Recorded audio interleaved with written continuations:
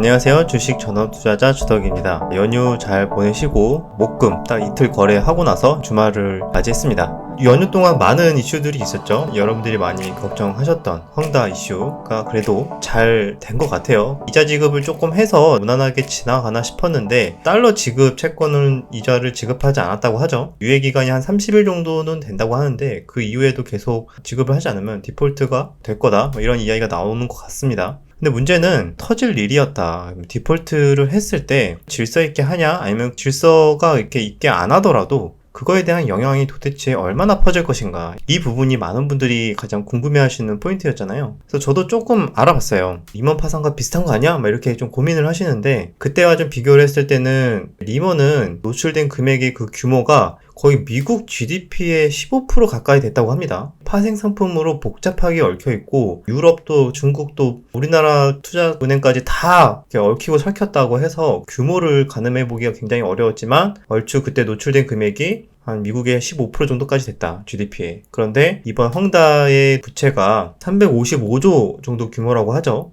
이거를 중국 GDP를 비교를 해봤을 때 중국이 한 2경이 좀 안 됩니다. 중국 GDP가. 그랬을 때 비교를 해봤으면 약 한 2-3% 정도 됩니다. 그래서 리먼 때는 노출된 리스크가 한 15%까지 갔다면 이번 헝다는 한 3% 정도, 중국 GDP 대비 한 3% 정도 노출이 돼 있다. 그리고 또 한 가지 더 괜찮은 점이라고 해야 될까요? 노출된 부채가 중국에 다 있다고 합니다. 중국에 한 80% 정도 다 연관이 돼 있고, 나머지 20% 정도만 좀 해외 쪽 투자를 많이 받았다고 합니다. 그래서 리먼 때와는 다소 그래도 영향이 복잡하게 섞이지도 않았고 단순 부채로만 가지고 있고, 리먼 때는 알기 어려운 복잡한 CDO라는 복잡한 상품들까지 여러 가지 얽혀서 더욱 그런 공포감이 심했던 거고요. 근데 악재는 맞습니다. 왜냐면 헝다그룹이 중국에서 가장 큰 부동산 개발 업체죠. 중국 경제 자체는 당분간은 조금 힘들 수 있어요. 왜냐면 부동산 가격이 최근에 좀 급격하게 하락하고 있다는 이야기도 있고, 실제로 그렇게 하락하고 있다고 합니다. 연쇄적으로 부동산 개발업체들이 계속 힘들어질 수 있겠다. 그리고 부동산 가격이 하락하고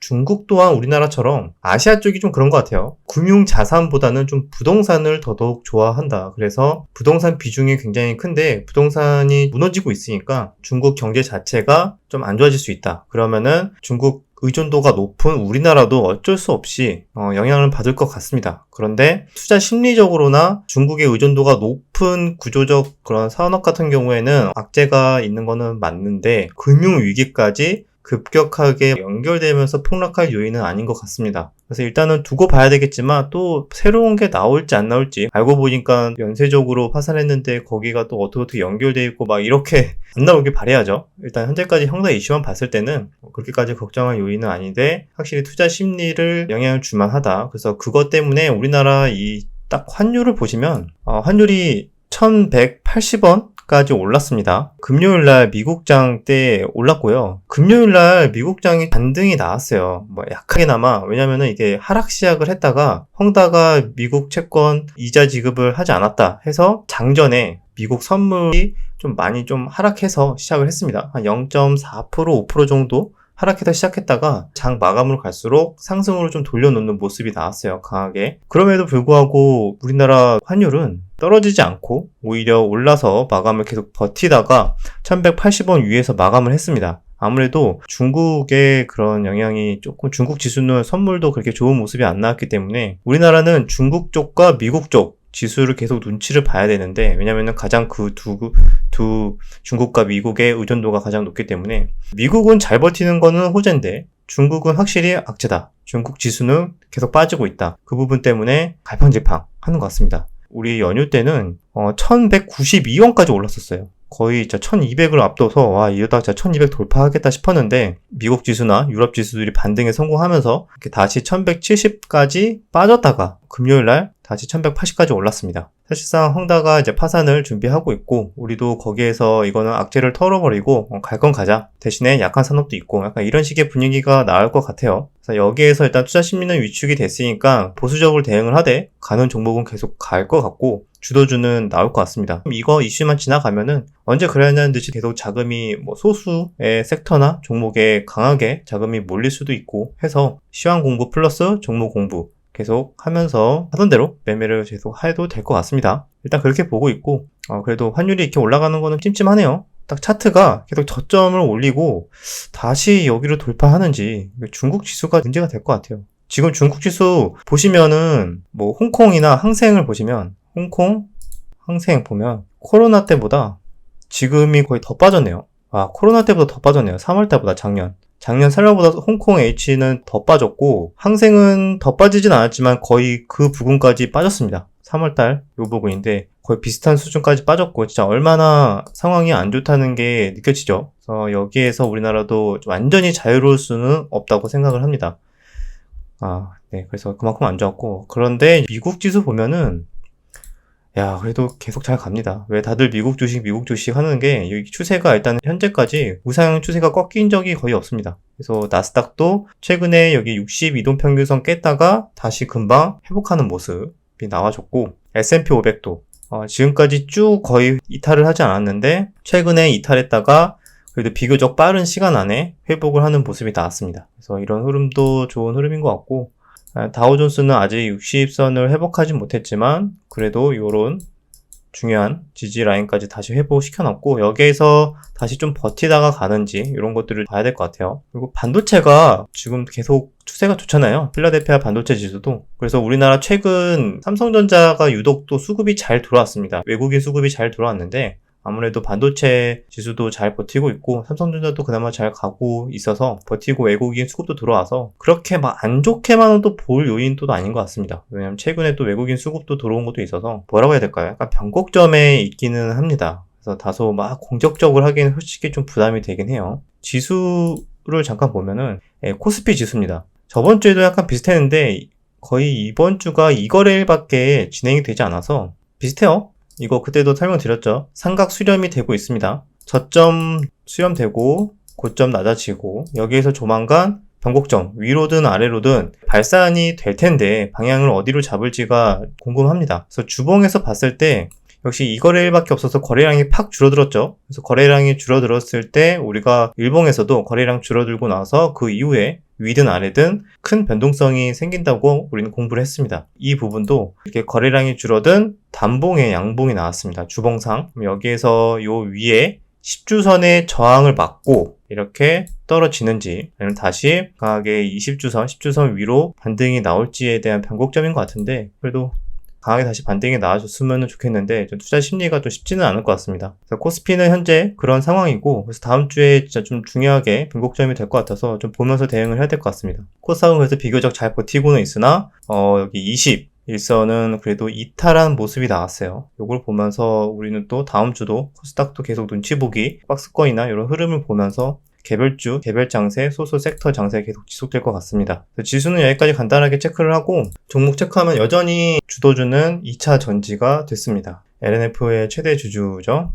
세로닉스가 강하게 상한가를 마감을 했고요. 그래서 LNF 같은 경우에도 정말 이렇게 갭 떠서 이렇게 잘 갈 거는 진짜 생각을 못 했는데 자 이렇게 갭 떠서 11선 반등 라인까지 자리를 줬다가 거의 종가, 고가, 저항대 부분까지 올려놓고 요런 저항대 부분을 왜 자꾸 올려놓냐 딱 이런 관점에서 저는 항상 접근하는데 또 올려놨다가 이렇게 아예 접근도 못하게 갭을 10% 이상 띄워서 이렇게 시세가 나왔습니다. 여기서 보면은 기업 개요 보면은 세로닉스가 25% 갖고 있네요. 그래서 세로닉스는 LNF의 이제 최대 주주이기 때문에 같이 좀 더 강한 흐름이 나왔고 원래는 자금이 많이 몰리는 거는 LNF가 잘 몰렸는데 이번엔 조금 키 맞추기 느낌으로 간 것 같습니다. 이렇게 잘 반등이 나왔고 대주전자재료 이 종목도 정말 무너지지 않고 정말 강한 흐름이 나오고 있어요. 1차적인 상승이 나오고 나서 고가놀이 이후에 반등 주도주 매매를 이번에는 솔직히 하기가 많이 어렵진 않았는데 왜 이렇게 좀 개인적으로 저도 단기 매매 하는데도 불구하고 좀 손이 잘 안 나가서 제대로 2차 전지는 정말 잘 못 먹었던 것 같습니다. 그냥 먹었어도 짧게 좀 했던 것 같습니다. 그래서 좀 아쉬웠는데 이렇게 주도가 됐다. 주도주가 여기 나왔다 정도만 우리는 체크하고 간단하게 넘어가겠습니다. 그리고 최근에 또 핫했던 게 있죠. 오징어 게임이 넷플릭스 미국에서 1위를 하면서 관련주 찾기에 좀 혈안이 되고 여러 가지 종목들이 막 튀어나왔어요. 그래서 그 종목들이 가장 또 탄력적으로 잘 나왔던 게 버키 스튜디오가 있습니다. 그래서 이 버키 스튜디오 같은 경우에는 어떻게 관련이 됐나 한번 찾아봤어요. 오징어 게임의 주연 배우 이정재의 소속사 아티스트 컴퍼니의 대주주라고 합니다. 직접적인 관련보다는 엄청 간접이죠. 주연 배우 이정재 소속사의 대주주 돼서 이제 주연 배우 이정재가 이번에 이렇게 흥행을 했으니까 아마 더 추가적으로 다양한 활동을 하지 않을까, 아니면 또는 추가적으로 투자가 들어오지 않을까, 뭐 이런 식의 기대감인 것 같습니다. 테마성으로 보시면 될 것 같고, 아무래도 시가총액이 2천억이 안 되다 보니까 이렇게 지금 가뜩이나 최근 시장에 정말 2차전지 매매 못하는 분들은 정말 매매할 게 없었잖아요. 몇몇 개별주 말고는. 그래서 이런 테마주들에 대한 노는 돈들이 많다 보니까 이런 곳에 좀 유동성이 쏠리는 현상이 있었던 것 같습니다. 어쨌든 돈이 확실하게 많이 들어왔던 건 있어서 테마성인 만큼 변동성은 굉장히 크겠지만, 그래도 기술적 반등 부분 이런 것들은 기계적으로 어느 정도는 좀 나오지 않을까 보고 있습니다. 그래서 같은 또 관련주로 쇼박스가 또 좋은 탄력이 나왔어요. 이렇게 좋은 흐름, 거의 전고점 부근까지 벌써 다 왔는데, 쇼박스는 어떻게 관련이 있냐면요. 오징어 게임의 제작사인 사이런 픽처스에다 10억 원을 투자를 했었답니다. 투자금이 10억 원밖에 안 되기 때문에 몇 배의 수익이 난다고 가정했을 때, 저도 뭐 정확하게 그런 규모는 모르겠지만, 일단은 시가총액이 현재 4천억 정도 수준이라 그렇게까지 의미있게 이익에 반영이 될까? 약간 이런 것도 생각이 있겠지만, 어쨌든 결국에는 관련이 있기 때문에 테마성으로 다 같이 수급이 몰리는 흐름이라고 보시면 될 것 같아요. 거래대금이 무려 6,500억이나 터졌습니다. 시가총액보다 훨씬 많이 터졌고, 그런데 이 단타가 쑥 빠져나갈 때도 굉장히 좀 무섭게 주가가 흔들리겠죠. 그것도 참고를 해서 보시면 될 것 같고, 오징어 게임과 관련은 없는데 덩달아서 스튜디오 산타클로스라는 종목이 급등을 했어요. 그 이유가 한국이 만든 이런 넷플릭스 기대작들이 연달아 흥행을 할 거다라는 기대감이 반영이 된 거예요. 왜냐면 스튜디오 산타클로스에서 만든 기대작 마이네임이라는 작품이 공개를 앞두고 있다고 합니다. 10월 15일 날 넷플릭스에 공개를 한다고 합니다. 배우는 한소희 배우가 나오고 뭐 그러는 것 같은데, 작품성에 대한 좀 인정을 받기 시작했다. 여기에 대한 기대감까지 같이 가는 것 같습니다. 일단 기간도 뭐 10월 15일이니까 거기에 따른 정말 뭐 어느 정도 스윙 전략이나 뭐 이런 것도 나쁘진 않을 것 같은데, 종목이 움직임이 굉장히 가벼워요. 시가총액도 1,000억이 안 되고, 그래서 위험한 흐름은 있을 수 있겠으나 그래도 기대감이 주가에 어떤 식으로 반영될지는 관심 있게 두고 볼만 하다 정도로 정리를 하겠습니다. 이 정도까지만 오징어 게임 관련주들을 정리를 하고, 체크할 때 종목들이 많으니까요. 빨리빨리 넘어가도록 하겠습니다. CIS, 전고체 배터리 관련이죠. 이 종목도 또 최근에 주도주 역할을 했기 때문에 그래도 이틀 동안은 약간의 조정을 받았습니다. 조정을 받더라도 위아래로 변동성은 시원하게 잘 나오고 있고, 여기서 5일선을 깨고 이탈을 했어요. 그래서 약간 이제 11선 라인까지 약간 윗꼬리를 줬는데, 다시 한 번 더 이런 라인 준다면은 충분히 기술적 반등이 잘 나올 만한 종목이라고 생각을 합니다. 전고체 배터리도 단번에 죽진 않을 거다. 그래서 관련주로는 CIS랑 이수화학도 이렇게 조정이 나왔죠. 네, 비슷한 정도의 개념을 보시면 될 것 같고, 그리고 TSI도 이날도 거의 11선 반등이 장중에 바로 나와 버렸네요. 그래서 밑꼬리가 쭉 5%까지 6%까지 뺐다가 종가는 마이너스 0.9 반등이 세게 나왔습니다. 그리고 한농화성은 그래도 5일선, 3일선, 5일선 위에서 좀 잘 버티고 있긴 합니다. 이 종목도 전고체 배터리 관련으로 이렇게 수급이 돌아왔던 종목. 여기까지 체크를 하고, 코로나 확진자가 많이 나왔습니다. 3,000명대를 처음으로 넘어간 것 같은데, 거기에 따라서 인선정보 같은 경우에 원격 진료를 이제는 도입을 해야 되지 않나, 이런 이야기가 나오면서 탄력적인 움직임이 나오고 있습니다. 그래서 이 종목도 아마 갭이 좀 뜰 것 같아요. 왜냐면은 이렇게 주말간에 이렇게 확진자가 많이 나와버렸으니까 아마 투자 심리가 테마성으로 훅 일단 몰릴 것 같긴 한데, 플러스로 같이 좀 진단키트 쪽도 나올지 안 나올지는 잘 모르겠어요. 일단 시간외로는 진단키트주들이 대부분 다 빠졌어요. 그런데 일단은 확진자 수는 많이 나왔거든요.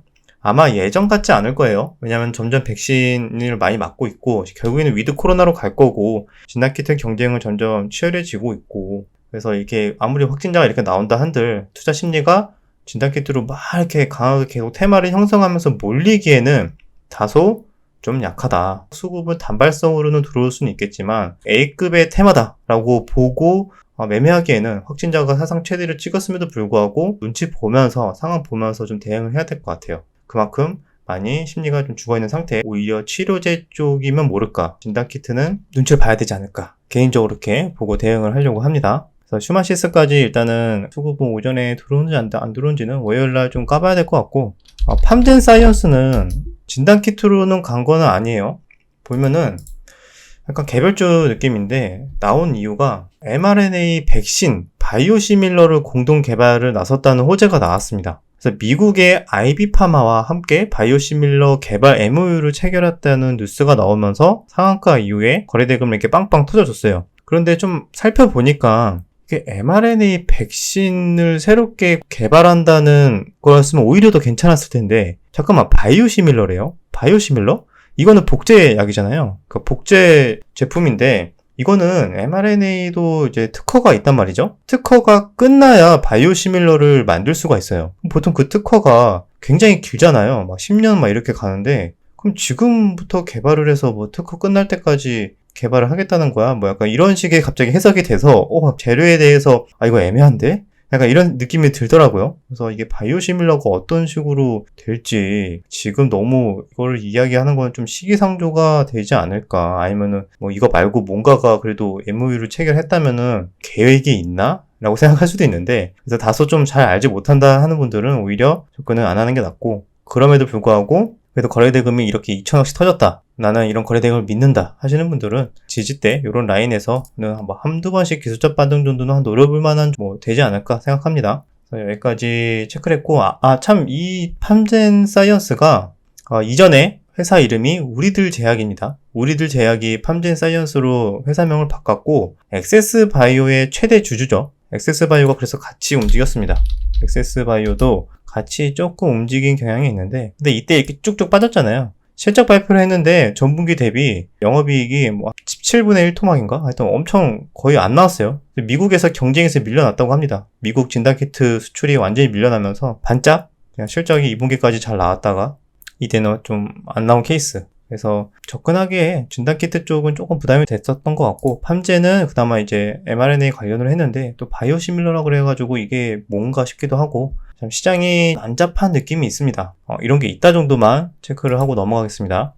근데 주말에 뉴스가 나왔어요. 이게 금요일날 상한가를 갔잖아요. 신원이라는 종목과 뭐 아난티, 뭐 일신석재, 대아티아이, 대북주죠. 대북주가 굉장히 좋은 흐름이 나왔습니다. 그래서 왜 나왔나 했을 때는 그때 우리가 금요일만 해도 뉴스가 뭐가 나왔냐면, 김여정이죠. 김여정이 종전선언에 대해서 긍정적인 평가를 한다 정도만 뉴스가 나왔어요. 그런 뉴스에서 일단 상한가가 나왔는데, 근데 오늘 뉴스, 그러니까 제가 지금 현재 영상 촬영하고 있는 날짜가 25일 토요일 저녁 한 10시, 11시 정도 되는 시간인데, 뉴스를 찾아보니까 속보로 그게 나왔어요. 김여정, 공정성 존중 유지되면은 남북 정상회담 논의할 수도. 그러니까 존중이 유지되면은 남북 정상회담 논의하겠다라는 이야기가 나왔죠. 계속 뭐 이런 말장난을 하긴 하는데, 주말에 이런 속보가 나오면서 종전 선언을 긍정평가한 거를 넘어서서 뭐야, 남북 정상회담까지 논의한다고? 갑자기? 약간 이런 분위기가 있습니다. 이게 호재로 반영이 될 거예요. 그래서 단기적인 완전 테마의 움직임으로 승률 정도로만 체크할 때는 이 정도까지가 딱 상위 잘 들어온 종목들이라고 좀 생각을 합니다. 여기까지 체크를 해서 이거 이 정도 됐으면 그래도 월요일날 좀 위아래 좀 단타 수급이 좀 들어오지 않을까. 네, 일단 체크를 하겠습니다. 여기까지 봤고, 펄어비스도 잘 나왔어요. 펄어비스도 금요일날 이렇게 6% 21선 위로 다시 올라가는 이런 흐름이 나왔고, 기관에서 좀 수급이 들어왔더라고요.